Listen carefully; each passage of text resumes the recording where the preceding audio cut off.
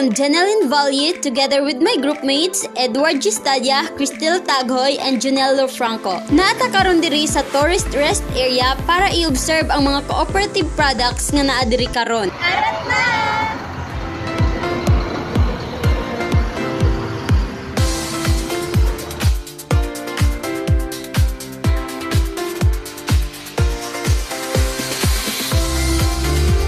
You can say, dili lang isa ka product ang atong makita. Nagdaghan kayo nga nagkailahi nga products sama sa palapa, natiyama, and also Aval's honey. One of the product nga among napili as a group is ang chili garlic made by Aval's Perry and Products. As you can see, makita man nato ang ilahang packaging nga sealed kaayo, simple but presentable o reusable.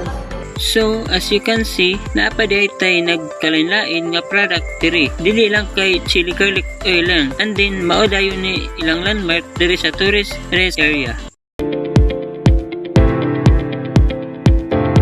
Ang akong natun-an nga ang cooperative sa tourist rest area usa ka modelo sa community-based tourism diin ang mga lokal mismo ang nakabenepisyo ug nahimong aktibong kabahin sa pag-uswag sa turismo.